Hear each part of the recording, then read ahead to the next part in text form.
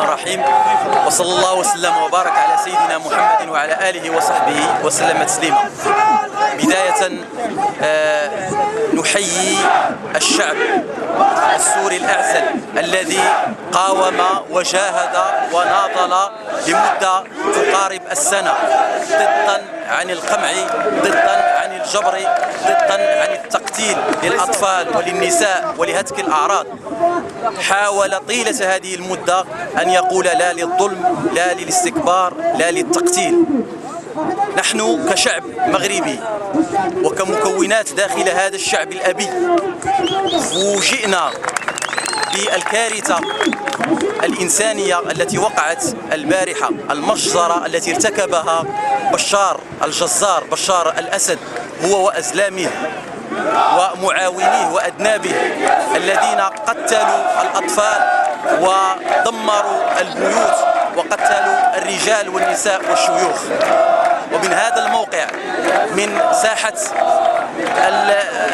ساحة الحمام بمدينة الدار البيضاء، ساحة الحرية التي كانت رمز للمغاربة طيلة هذه الأيام والشهور السابقة من أجل محاربة الفساد والاستبداد، نعلن بأننا نندد بتلك المجزرة التي ارتكبها الجزار بشار الأسد وأعوانه، ونندد بالصمت العربي المطبق والصمت العربي الرسمي والغربي والدولي الذي ما زال يعطي للجزار الأسد الفرصة لتقتيل ذلك الشعب الأعزل. أيضا نعزي جميع عائلات وأقارب والشعب السوري الذين استشهدوا البارحة وغيرهم من الآلاف ومن الجرحى والتكالى الذين وقعوا كضريبة للتغيير داخل هذا الوطن الحبيب، وطننا الثاني وهو الشعب السوري. نتمنى من الله عز وجل أن يجعل الشهداء في أعلى عليين، ونطلب من الله الواحد القهار أن يضرب الظالمين.